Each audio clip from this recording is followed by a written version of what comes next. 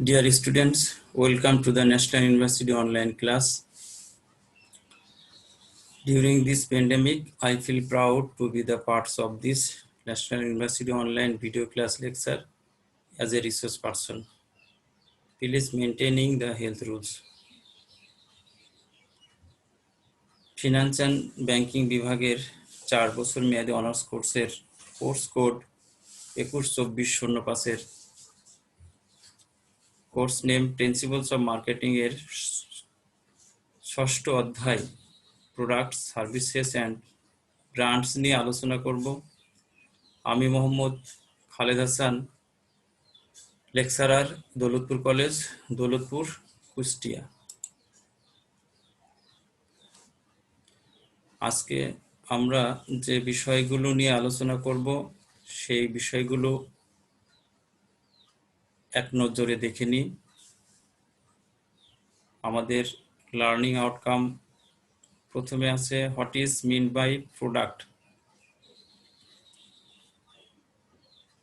discuss about product and service decisions, branding strategy, building strong brands, what is service, nature and characteristics of service, এবং সর্বশেষে যে বিষয়টা নিয়ে আলোচনা করব marketing strategies for service firms. বিষয়গুলো পর্যায়ক্রমে আলোচনা করব। তোমরা সবাই আমার কথাগুলো মনোযোগ সহকারে শুনবে, প্রয়োজনে খাতায় নোট করে নেবে। তাহলে আমরা আলোচনা শুরু করছি। What is mean by product, পণ্য বলতে কি বোঝায়?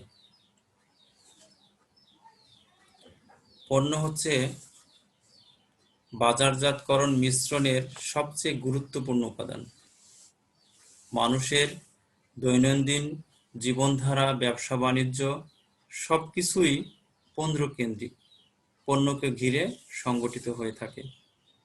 তাই ক্রেতা ও বাজারজাতকারী সকলের কাছে পণ্যের গুরুত্ব সবচেয়ে বেশি। পণ্য ব্যতীত বাজারের সকল আয়োজন অর্থহীন। বাজারে যেমন হাজারো রকমের পণ্য কেনাবেচা হচ্ছে, তেমন রয়েছে হাজারো রকমের ক্রেতা ও বিক্রেতা। কেউ পণ্য ক্রয় করছে ব্যবসায়িক উদ্দেশ্যে, আবার কেউ শিল্পে উৎপাদন কাজে ব্যবহারের জন্য ক্রয় করছে। ক্রেতার পণ্য ক্রয়ের উদ্দেশ্যের ক্ষেত্রেও বিভিন্ন ধরনের ভিন্নতা রয়েছে। অর্থাৎ পণ্য হলো এমন কিছু যা মানুষের প্রয়োজন ও অভাব মেটাতে পারে, যেমন চেয়ার, টেবিল, বই, ডাক্তারের সেবা ইত্যাদি। মূলত ক্রেতারা পণ্য নয়, বরং পণ্যের সুবিধা ক্রয় করে থাকে। পণ্য দৃশ্যমানও হতে পারে, আবার অদৃশ্যমানও হতে পারে। পণ্য সম্পর্কে Philip Kotler and Gary Armstrong বলেন, product is anything that can be offered to a market for attention, acquisition, use or consumption, and that might satisfy a want or need. অর্থাৎ ফিলিপ কটলার বলছে পণ্য হচ্ছে এমন কিছু যা মনোযোগ, আকর্ষণ, গ্রহণ, ব্যবহার বা ভোগের জন্য বাজারে উপস্থাপন করা হয় এবং যা প্রয়োজন বা অভাবের সন্তুষ্টি বিধান করতে সক্ষম হয়। অর্থাৎ পণ্য হতে হলে অবশ্যই তার বিনিময় মূল্য থাকতে হবে এবং পণ্যটি ক্রয় করে ভোক্তা কার্যকরী ব্যক্তিগত, সামাজিক ও মনস্তাত্ত্বিক সন্তুষ্টি লাভে সক্ষম হতে হবে। আমরা পণ্য সম্পর্কে জানলাম, এরপরে জানব discuss about product and service decision, পণ্য ও সেবা সিদ্ধান্তগুলো। পণ্য ও সেবার সিদ্ধান্ত সম্বন্ধে আমরা একটু এখন আলোচনা করব পণ্য ও সেবার সিদ্ধান্ত আলোচনা করতে গেলে প্রথমেই বাজারজাতকারীকে 3টি স্তরের উপর ভিত্তি করে পণ্য ও সেবার সিদ্ধান্ত গ্রহণ করতে হয়। এই 3টি স্তর হলো প্রোডাক্ট।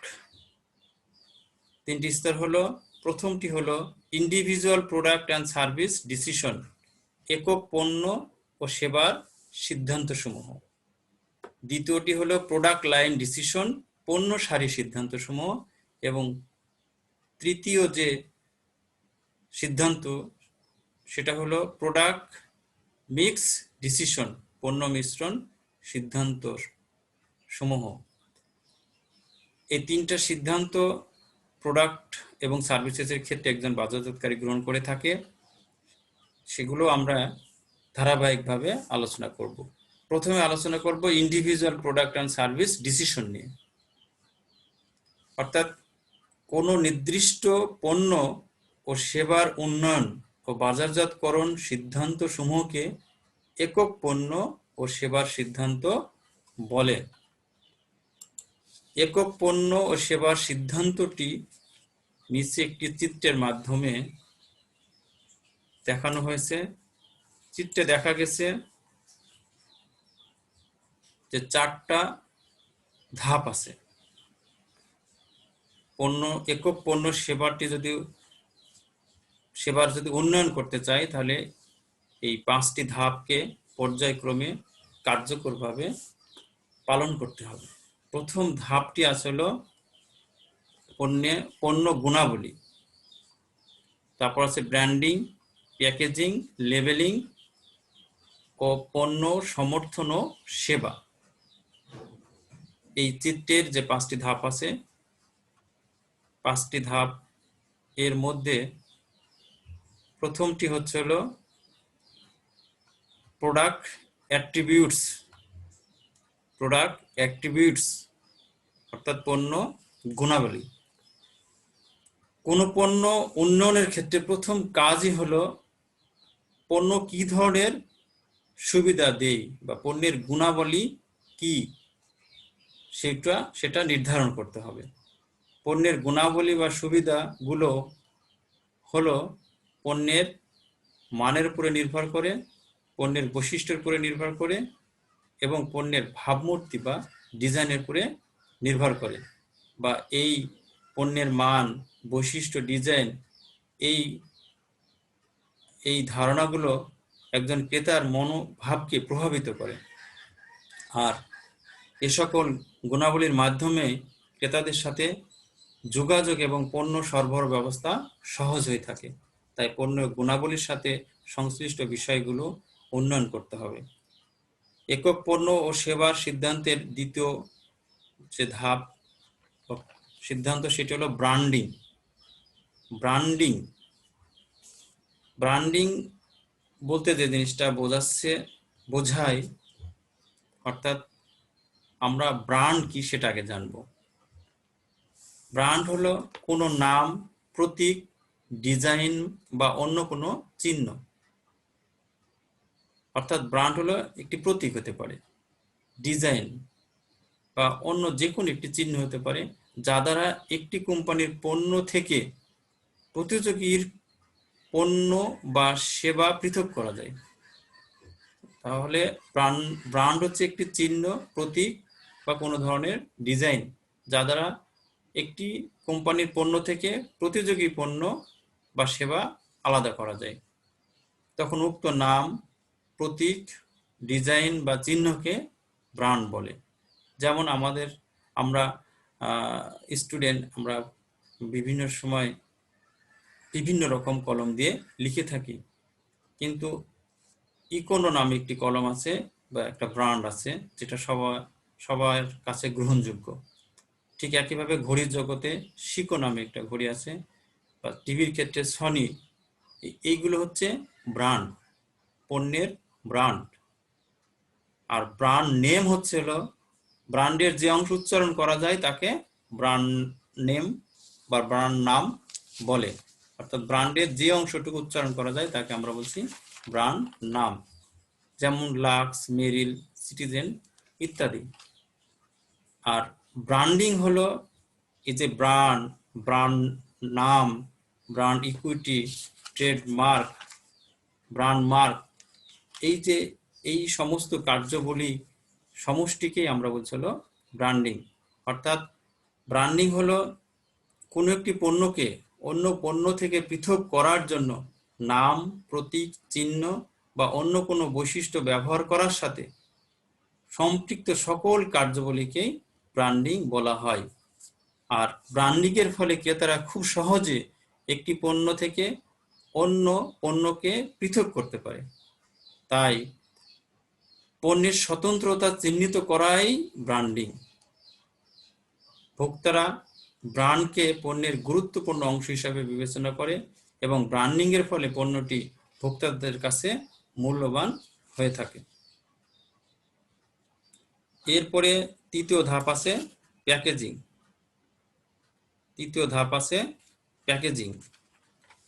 প্যাকেজিং একটা গুরুত্বপূর্ণ ধাপ একক পণ্য বা সেবার উন্নয়নের ক্ষেত্রে। পণ্যের প্যাকেজিং হলো পণ্যের গুণগত মান বা গুণাগুণ যাতে নষ্ট না হয় এবং গ্রাহকের নিকট আকর্ষণীয় করে তোলার জন্য কোনো বাহ্যিক আবরণ দিয়ে ঢেকে বা মুড়িয়ে দেওয়ার যাবতীয় কর্মকাণ্ডকে ব্র্যান্ডিং বা মোড়কীকরণ বলা হয়। তারপরে আছে লেবেলিং।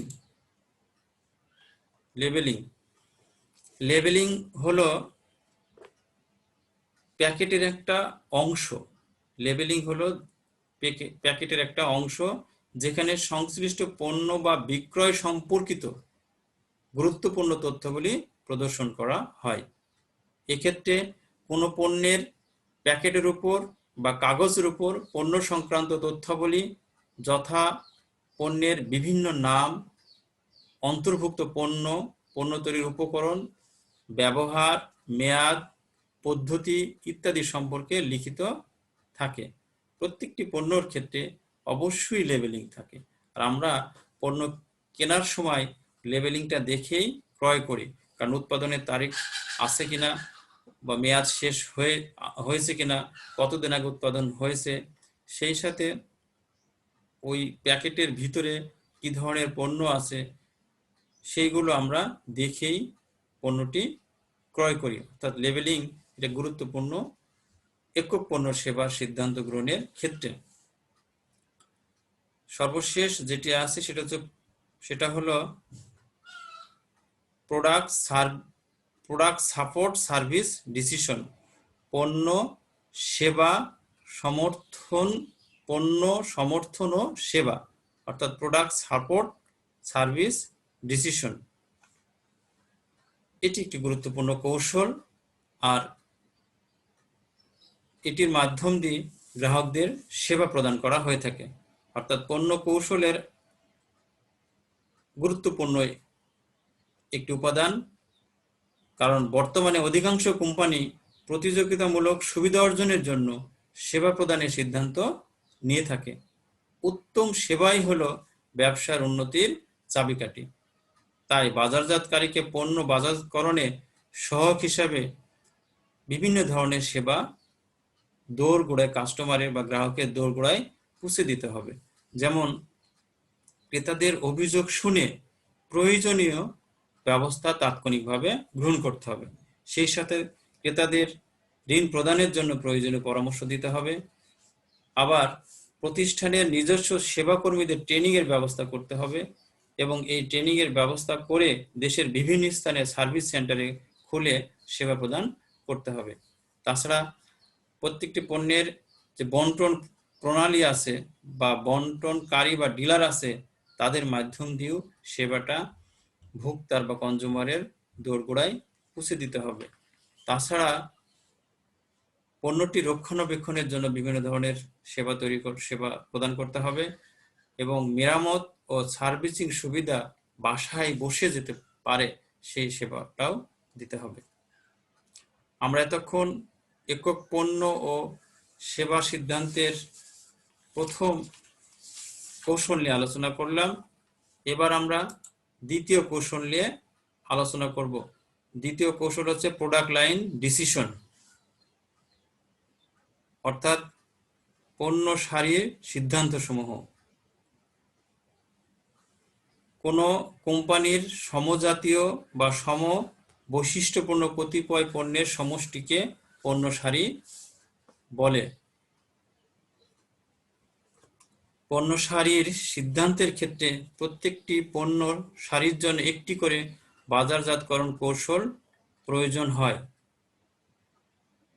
আর এ সকল সমস্যা সমাধানের জন্য বিভিন্ন সিদ্ধান্ত গ্রহণ করতে হয়। নিম্নে পণ্য সারির উন্নয়নে কোম্পানি কর্তৃক সেই সিদ্ধান্তগুলো দেওয়া হয়েছে। প্রথমে আছে প্রোডাক্ট লাইন অ্যানালাইসিস, পণ্য সারি বিশ্লেষণ করতে হবে। পণ্য সারি বিশ্লেষণ করতে হবে, অর্থাৎ পণ্য সারির ব্যবস্থাপককে প্রত্যেকটি পণ্যের বিক্রয় ও মুনাফার পরিমাণ এবং পণ্য সারির বাজারের বর্তমান অবস্থা সম্পর্কে সবসময় ওয়াকিবহাল বা অবগত থাকতে হবে, কারণ প্রত্যেকটি পণ্যের মোট বিক্রয় কি পরিমাণ হচ্ছে এবং সেই বিক্রয় থেকে মুনাফার শতকরা হার কিরকম হচ্ছে সেটা জানার জন্য পণ্য সারি বিশ্লেষণ করতে হবে। এরপরে যেটি করতে হবে product line length decision. Product line length decision অর্থাৎ পণ্য সারির ব্যাপ্তি সংক্রান্ত সিদ্ধান্তটি দেখতে হবে। পণ্য সারির সামগ্রিক পণ্য সংখ্যার সাথে পণ্য সারির ব্যাপ্তি জড়িত। পণ্য সারিতে যতগুলো পণ্য রয়েছে সেই পণ্যর সাথে পণ্য সারির ব্যাপ্তিটা জড়িত। এটি সাধারণত কোম্পানির উদ্দেশ্য দ্বারা প্রভাবিত হয়ে থাকে। তাই কোনো কোম্পানি উচ্চ বাজার শেয়ার এবং বাজার বৃদ্ধির প্রত্যাশা করলে পণ্য সারির ব্যাপ্তি বড় হবে। অর্থাৎ সে নতুন বাজার যদি ধরতে চায়, নতুন বাজারে যদি প্রবেশ করতে চায়, তাহলে পণ্য সারির ব্যাপ্তি বড় হবে। আর এই ব্যাপ্তি বড় হতে গেলে পণ্য সারির সাথে অনেকগুলো খরচ সংশ্লিষ্ট থাকে, সেই খরচগুলোকেও বিবেচনায় আনতে হবে। যেমন নতুন পণ্যের ডিজাইন প্রণয়ন এবং ইঞ্জিনিয়ারিং খরচ থাকে, মালামালের খরচ, উৎপাদন প্রক্রিয়ায় পরিবর্তন আনয়নের খরচ থাকে, অর্ডার প্রসেস করার খরচ থাকে, পরিবহন খরচ থাকে। এই খরচ বহন করার জন্য কোম্পানির মূলধনের স্বল্পতা এবং উৎপাদন ক্ষমতা সীমাবদ্ধতার বিষয় উল্লেখ করে অনেক সময় উচ্চ ব্যবস্থাপক পণ্য সারিতে নতুন পণ্য যোগ করার বিষয়টা আবার বাদও দিতে পারে।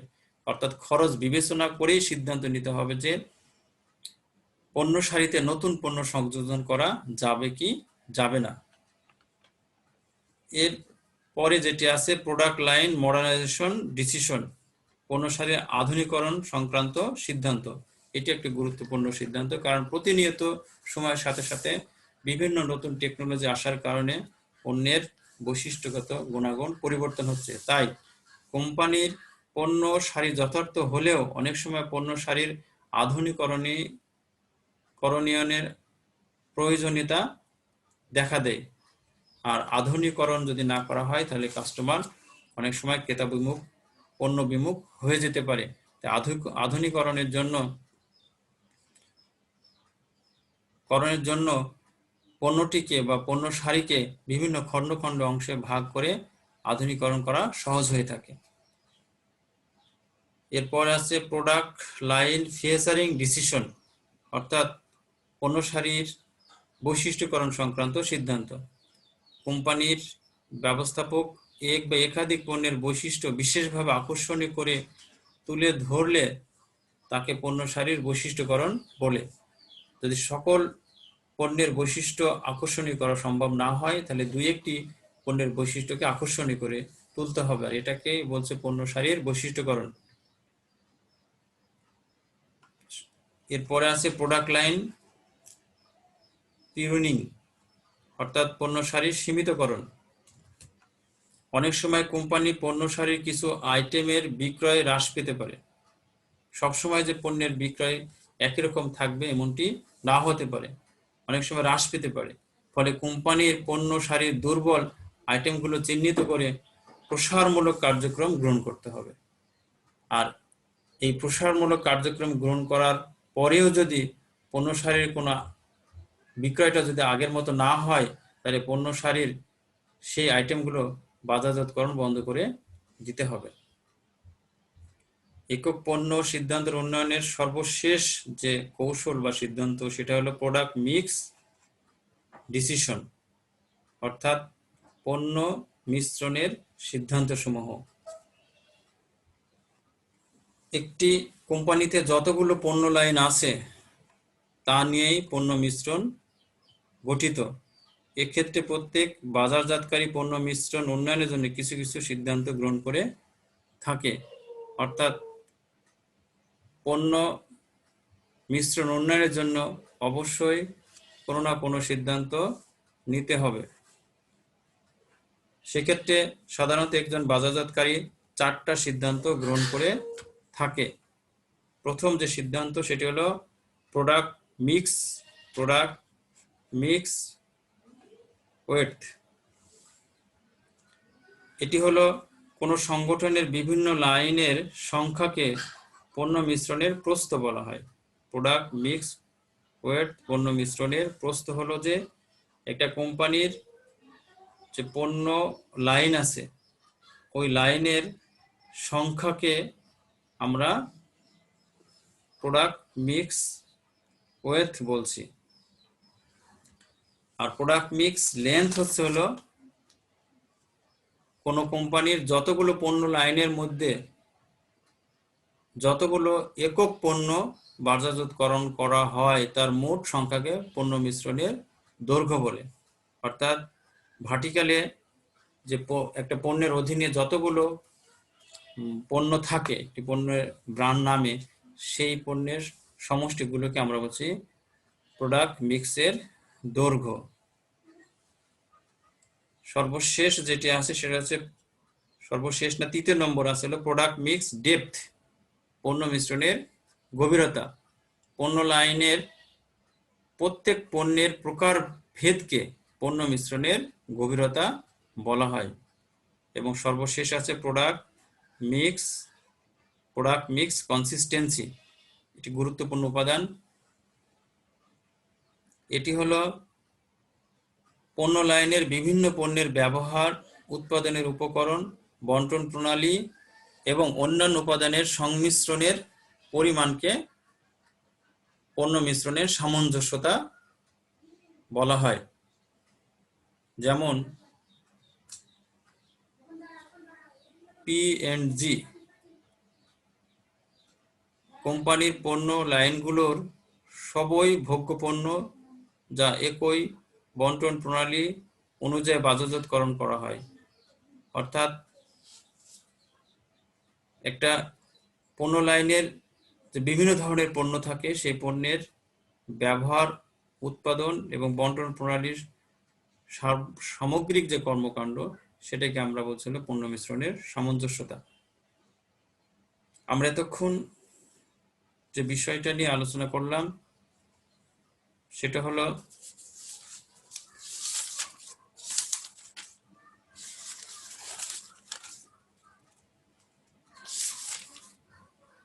পণ্য সেবার সিদ্ধান্তসমূহ। এই বিষয়গুলো বিবেচনা করে, অর্থাৎ যে বিষয়গুলো আলোচনা করা হলো এই বিষয়গুলো বিবেচনা করে পণ্য মিশ্রণের সাহায্যে একজন বাজারজাতকারী তার কর্মকাণ্ড কার্যকরভাবে সম্পাদন করে ব্যবসায় সফলতা সহজেই আনতে পারে।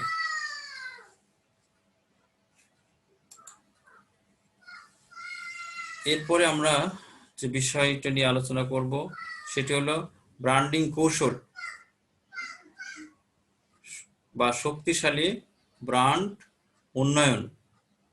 ব্র্যান্ডিং কৌশলের মাধ্যমে কিভাবে শক্তিশালী ব্র্যান্ডের উন্নয়ন করা যায় সেটা নিয়ে।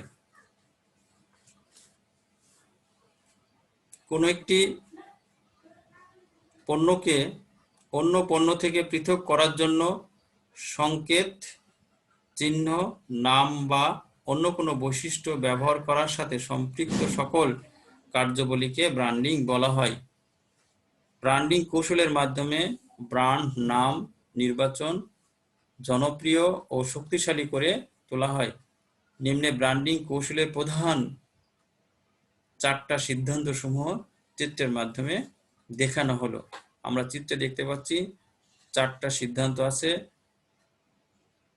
ব্র্যান্ড অবস্থান গ্রহণ, ব্র্যান্ড নাম নির্বাচন, ব্র্যান্ড পৃষ্ঠপোষকতা, ব্র্যান্ড উন্নয়ন, এবং এর ভিতরে আরো অনেকগুলো বিষয় অন্তর্ভুক্ত রয়েছে, যেগুলো আমরা পর্যায়ক্রমে আলোচনা করব। প্রথমে আলোচনা করব ব্র্যান্ড পজিশনিং নিয়ে। ব্র্যান্ড পজিশনিং অর্থাৎ ব্র্যান্ড অবস্থান গ্রহণ। বাজারজাতকারীদের নিকট লক্ষ্যস্থিত ভোক্তাদের মনে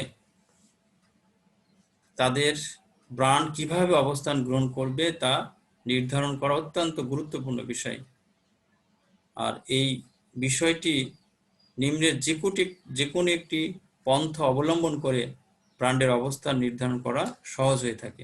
প্রথম আছে অ্যাট্রিবিউটস বা গুণাবলী। গুণাবলী হলো সর্বনিম্ন স্তরে পণ্যের গুণাবলীর উপর ভিত্তি করে ব্র্যান্ডের অবস্থান নির্ধারণ করতে হবে। যেমন ডাব সাবানের গুণাবলী সম্পর্কে বলতে গিয়ে বাজারজাতকারী বলেন 1/4 হচ্ছে ডাব সাবান দিয়ে পরিষ্কারকরণ করা হয়। আর সাধারণত ব্র্যান্ড অবস্থানের জন্য এই স্তরটি কম কাম্য, কেননা প্রতিযোগীরা খুব সহজে পণ্যের গুণাবলী নকল করতে পারে। তাই সবচেয়ে গুরুত্বপূর্ণ বিষয় হলো গ্রাহকরা গুণাবলীর প্রতি আকৃষ্ট নয়, বরং গুণাবলী তাদের কতটুকু সুবিধা দিবে বা দিতে পারছে তার প্রতি তারা আকৃষ্ট হয়ে থাকে। এরপর আছে বেনিফিটস। ব্র্যান্ড পজিশনিং এর ক্ষেত্রে বেনিফিটস একটি গুরুত্বপূর্ণ ব্যাপার, কারণ একটি ব্র্যান্ডকে ভালো অবস্থানে বা জনপ্রিয় করে তুলে নেওয়ার জন্য ব্র্যান্ড নামের সাথে সম্ভাব্য সুবিধা যোগ করতে হবে। যেমন ডাব সাবানের ক্ষেত্রে শুধু পরিষ্কারকরণ ক্রিমের গুণাবলী উল্লেখ না করে বরং এটি ব্যবহার করলে ত্বক আরো বেশি নমনীয়তা হয়, এই সুবিধাটাও এর সাথে যোগ করতে হবে। এবং সর্বশেষ বিলিভস অ্যান্ড ভ্যালুস, বিশ্বাস এবং মূল্যবোধ, এটা একটা গুরুত্বপূর্ণ উপাদান। দৃঢ় বিশ্বাস এবং মূল্যবোধ দ্বারা সবচেয়ে শক্তিশালী ব্র্যান্ড অবস্থান নির্ধারণ করা যায়, কারণ পণ্যের প্রতি যদি তার বিশ্বাস থাকে, ভালোবাসা থাকে এবং আলাদা একটা ধর্মীয় অনুভূতি থাকে, তাহলে অবশ্যই সেই ব্র্যান্ডের প্রতি গ্রাহকের ভোক্তার আগ্রহটা অনেক বেশি হয়ে থাকে। অর্থাৎ ব্র্যান্ড কিরকম হবে বা কি ধরনের কাজ করবে ইত্যাদি বিষয় সম্পর্কে বাজারজাতকারীকে অবশ্যই দূরদৃষ্টি সম্পন্ন হতে হবে। এরপরে আছে ব্র্যান্ডিং কৌশলের দ্বিতীয় সিদ্ধান্ত বা দ্বিতীয় কৌশল, সেটি হলো ব্র্যান্ড নেম সিলেকশন, অর্থাৎ ব্র্যান্ড নাম নির্বাচন। একটি ভালো ব্র্যান্ড নাম পণ্যের বাজারজাতকরণ সফলতায় গুরুত্বপূর্ণ ভূমিকা পালন করে, কিন্তু একটি ভালো ব্র্যান্ড নির্বাচন করা অত্যন্ত জটিল কাজ। একটি ভালো ব্র্যান্ড নামের যে সকল গুণাবলী থাকা প্রয়োজন সেগুলো নিম্নে বর্ণনা করা হলো। যেমন ভালো ব্র্যান্ড হতে গেলে অবশ্যই টু সাজেস্ট অর্থাৎ ধারণা আগে থেকে প্রদান করতে হবে। ব্র্যান্ড নাম পণ্যের সুবিধা এবং মান সম্পর্কে আগে থেকেই ধারণা দিবে। ব্র্যান্ড এমন হতে হবে যাতে পণ্য সম্পর্কে আগে থেকে একটি ধারণা নাম শুনেই বোঝা যায় এবং সেটি সহজবোধ্য হতে হবে। তো ব্র্যান্ড নাম সহজ উচ্চারণ করা যায়, সহজে চিহ্নিত করা এবং সহজে মনে রাখা যায় এমনটি হতে হবে। সেই সাথে ডিস্টিংটিভ, স্বতন্ত্র হতে হবে, স্বতন্ত্র অর্থাৎ ব্র্যান্ড নামের মধ্যে আলাদা একটা বৈশিষ্ট্য বা স্বতন্ত্রতা বা ভাবমূর্তি থাকতে হবে এবং এক্সটেন্ডেবল হতে হবে। অর্থাৎ ব্র্যান্ড নাম অবশ্যই বিস্তৃত হতে হবে, অর্থাৎ ব্র্যান্ড নামটি বিভিন্ন ক্যাটাগরিতে ভাগ করে বিস্তৃত করতে হবে। এবং সবশেষে যেটি ইজি টু ট্রান্সলেট, অনুবাদ সহজ যাতে হয়, কারণ ব্র্যান্ড নাম বিদেশি ভাষায় অনুবাদ উপযোগী হতে হবে, কারণ পণ্যটি শুধু দেশের মধ্যেই সীমাবদ্ধতা থাকবে না, বিভিন্ন দেশের বা অঞ্চলের মানুষের বিভিন্ন রকম ভাষা রয়েছে, সেই ভাষাতে যাতে ব্র্যান্ড নামটি সহজে অনুবাদ বা উচ্চারণ করা যায় সেইটিও গুরুত্ব সহকারে দেখতে হবে। এরপরে আছে 3 নম্বর কৌশল, সেটা হচ্ছে ব্র্যান্ড স্পন্সরশিপ, অর্থাৎ ব্র্যান্ড পৃষ্ঠপোষকতা। ব্র্যান্ড পৃষ্ঠপোষকতা সম্পর্কে সিদ্ধান্ত গ্রহণে একজন উৎপাদনকারী 4টি বিকল্প পন্থা গ্রহণ করতে পারে, যা নিম্নে দেওয়া হয়েছে। প্রথমটি হচ্ছে ম্যানুফ্যাকচারিং ব্র্যান্ড, অর্থাৎ উৎপাদনকারী নিজেই নিজের পণ্যের ব্র্যান্ড দিয়ে থাকে, অর্থাৎ উৎপাদনকারী নিজে যে ব্র্যান্ড তৈরি বা উৎপাদন এবং বাজারজাতকরণ করে তাকে উৎপাদনকারী ব্র্যান্ড বলে। যেমন IBM তাদের উৎপাদিত পণ্যের সম্পূর্ণটাই উৎপাদনকারীর ব্র্যান্ড নামে বিক্রয় করে। এরপরে আছে প্রাইভেট ব্র্যান্ড, ব্যক্তিগত ব্র্যান্ড। মধ্যস্থকারী যখন কোনো ব্র্যান্ড তৈরি করে থাকে তাকে ব্যক্তিগত ব্র্যান্ড বলে। যেমন ওয়ালমার্টের ব্যক্তিগত ব্র্যান্ড রয়েছে। এরপর আছে লাইসেন্সিং, উৎপাদনকারী যখন অন্য বাজারে লাইসেন্স ব্র্যান্ড নিজের নামে তৈরি করে ব্যবহার করে তখন তাকে লাইসেন্সিং বলা হয়। এবং সর্বশেষ আছে কো ব্র্যান্ড, যৌথ ব্র্যান্ড। দুটি কোম্পানির যখন যৌথভাবে একটি পণ্যের ব্র্যান্ড ব্যবহার করে তখন তাকে যৌথ ব্র্যান্ড বলে। যেমন কোকা-কোলা এর মূল প্রস্তুতকারক দেশ আমেরিকা, আর কোকা-কোলা ব্র্যান্ড লাইসেন্সধারী বাংলাদেশি প্রস্তুতকারক হিসাবে তাবানি বেভারিজ কোম্পানি ভাড়ায় সেই ব্র্যান্ডটি ব্যবহার করছে, অর্থাৎ যৌথভাবে ব্যবহার করছে। আমেরিকাতেও ব্যবহৃত হচ্ছে, বাংলাদেশেও ব্যবহৃত হচ্ছে। সর্বশেষ যে সিদ্ধান্তটি আছে সেটা হচ্ছে ব্র্যান্ড ডেভেলপমেন্ট স্ট্র্যাটেজি, ব্র্যান্ড উন্নয়ন কৌশল। একটি কোম্পানি ব্র্যান্ড পছন্দ করার ক্ষেত্রে 4টি কৌশল ব্যবহার করে থাকে, যা নিম্নে বর্ণনা করা হলো। প্রথমটি হচ্ছে লাইন এক্সটেনশন, সারি বর্ধিতকরণ। বাজারে প্রচলিত ব্র্যান্ডের বৈশিষ্ট্যের পরিবর্তন হলে তাকে পণ্য সারি বর্ধিতকরণ বলে। এই সকল বৈশিষ্ট্যগুলো হলো পণ্যের আকৃতি পরিবর্তন, নতুন উপাদান মিশ্রণ, প্যাকেটের ডিজাইন ইত্যাদি পরিবর্তন করে করা হয়। পরে আছে ব্র্যান্ড এক্সটেনশন, ব্র্যান্ড বর্ধিতকরণ। কোম্পানি নতুন পণ্য বাজারে উপস্থাপনের জন্য যদি বর্তমানে প্রচলিত ব্র্যান্ড নাম ব্যবহার করে তাকে ব্র্যান্ড বর্ধিতকরণ বলে। পরে আছে মাল্টি ব্র্যান্ড, কোম্পানি একই জাতীয় পণ্য এক বা একাধিক ব্র্যান্ড নাম একসাথে ব্যবহার করলে তাকে বহু ব্র্যান্ড বলে। এবং সবশেষে আছে নিউ ব্র্যান্ডস, নতুন ব্র্যান্ডস, অর্থাৎ কোম্পানি নতুন পণ্যের জন্য যে নতুন ব্র্যান্ড নাম প্রবর্তন করে তাকে নতুন ব্র্যান্ড বলে। অনেক সময় নতুন পণ্যের জন্য বিদ্যমান ব্র্যান্ড নাম উপযোগী নাও হতে পারে।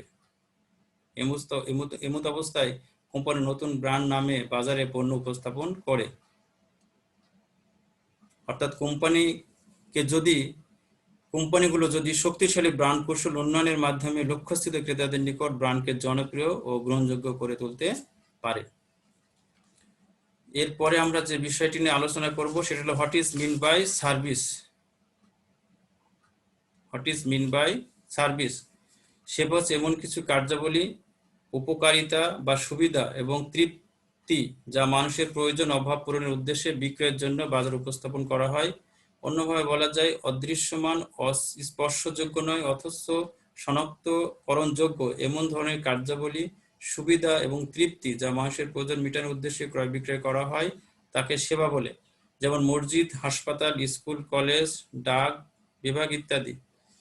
সার্ভিস সম্বন্ধে Philip Kotler and Gary Armstrong বলেন, service is any activities or benefits that one party can offer to another that is essentially intangible and does not result in the ownership of anything. এরপরে আমরা আলোচনা করব nature and characteristics of service, অর্থাৎ সেবার প্রকৃতি ও বৈশিষ্ট্য নিয়ে। সাধারণত স্পর্শ করা যায় না অথচ শনাক্তকরণযোগ্য এমন যেসব কাজ, উপকার বা সুবিধা মানুষের প্রয়োজন অভাব মেটানোর উদ্দেশ্যে বাজারে ক্রয় বিক্রয় করা হয় তাকে সেবা বলে। নিম্নে সেবার প্রকৃতি ও বৈশিষ্ট্যসমূহ আমরা চিত্রের মাধ্যমে দেখানোর চেষ্টা করেছি। চিত্রে সাধারণত 4টা বৈশিষ্ট্য এখানে দেখানো হয়েছে। একটা হচ্ছে ইনটেনজিবিলিটি, ইনসেপারেবিলিটি, ভেরিয়েবিলিটি অ্যান্ড পার্সিয়েবিলিটি, অর্থাৎ পণ্যটি অবশ্যই অদৃশ্যমানতা হতে হবে, অর্থাৎ ক্রয়ের পূর্বে সেবা দেখা, স্বাদ নেওয়া, অনুভব করা, শোনা বা গন্ধ নেওয়া আগে থেকে যাবে না। এবং অবিচ্ছিন্নতার মধ্যে আছে সেবাকে সেবা প্রদানকারী থেকে বিচ্ছিন্ন করা যায় না। সেই শেষে বৈসাদৃশ্যতার মধ্যে আছে সেবার মান নির্ভর করে কে, কখন, কোথায় ও কিভাবে সেবা প্রদান করছে তার উপর। নশ্বরতার মধ্যে আছে পরবর্তীকালে বিক্রয় অথবা ব্যবহারের জন্য সেবাকে সংরক্ষণ করা যায় না। সেবাকে কেন্দ্রে এই সাধারণত 4টি বৈশিষ্ট্য পরিচালিত হয়ে থাকে। এরপরে আমরা আলোচনা করতেছি marketing strategies for service farm, অর্থাৎ সেবার এমন কতগুলো স্বতন্ত্র বৈশিষ্ট্য আছে যা দৃশ্যমান পণ্যে অনুপস্থিত। তার মধ্যে উল্লেখযোগ্য হচ্ছে অস্পর্শনীয়তা, অবিচ্ছিন্নতা, পরিবর্তনশীলতা এবং নশ্বরতা বা পচনশীলতা। স্বতন্ত্র এসব বৈশিষ্ট্যের কারণে সেবা দানকারী প্রতিষ্ঠানের সেবা বাজারজাতকরণ কৌশল দৃশ্যমান পণ্যের তুলনায় বেশ জটিল প্রকৃতির এবং পৃথক ধরনের। নিম্নে সেবা প্রতিষ্ঠানের বাজারজাতকরণের কৌশলসমূহ আলোচনা করা হলো। প্রথমে আছে যে সার্ভিস প্রফিট চেন, সেবা মুনাফা শিকল। সকল সেবা বাজারজাতকারী প্রতিষ্ঠানসমূহ সর্বক্ষেত্রে গ্রাহক এবং কর্মী উন্নয়নের উপর গুরুত্ব আরোপ করে থাকে, কেননা সেবার মান একান্তভাবে নির্ভর করে কর্মী এবং সেবা গ্রহীতার আন্তরিকতার উপর। এরপরে আছে ম্যানেজিং সার্ভিস ডিফারেন্টিয়েশন, অর্থাৎ সেবা পার্থক্যকরণ ব্যবস্থা। বর্তমান সময়ে তীব্র মূল্য প্রতিযোগিতার কারণে প্রতিযোগীদের থেকে নিজের পণ্যকে বা সেবাকে পৃথকীকরণ করে উপস্থাপন করার প্রয়োজন দেখা দিয়েছে। যখন গ্রাহকরা বিভিন্ন প্রতিযোগী প্রতিষ্ঠানের সরবরাহকৃত সেবার মানে কোনো পার্থক্য খুঁজে পাবে না, তখন তারা সেবার চেয়ে মূল্যকে অধিক গুরুত্ব দিয়ে থাকে। তখন বাজারজাতকারীকে সেবাটি আরো দৌড় পৌঁছানোর জন্য বিভিন্ন প্রস্তাব দিতে হবে এবং সেবার ভাবমূর্তি আরো উজ্জ্বল করতে হবে, উন্নয়ন করতে হবে, যাতে সহজে ভোক্তার কাছে পৌঁছানো দেওয়া যায়। এরপর আছে ম্যানেজিং সার্ভিস কোয়ালিটি, সেবার মান ব্যবস্থাপনা। সেবার মান ব্যবস্থাপনার মাধ্যমেও একটা প্রতিষ্ঠান তার কাস্টমারের কাঙ্ক্ষিত লক্ষ্য অর্জন করতে পারে। সর্বশেষে যেটা আছে ম্যানেজিং প্রোডাক্টিভিটি, সেবা খাতে খরচ বৃদ্ধি পাওয়ার কারণে সেবা বাজারকারীদের উৎপাদনশীলতা বৃদ্ধির জন্য সবসময় এক ধরনের চাপের মধ্যে থাকতে হয়। তাই প্রোডাক্টিভিটি বাড়ানোর জন্য বিভিন্ন ধরনের নতুন প্রযুক্তি ব্যবহার করতে হবে, আধুনিক যন্ত্রপাতি ব্যবহার করতে হবে। সকলকে ধন্যবাদ জানিয়ে আজকের ক্লাস শেষ করছি। সবাই ভালো থাকবে, সুস্থ থাকবে। আল্লাহ হাফেজ।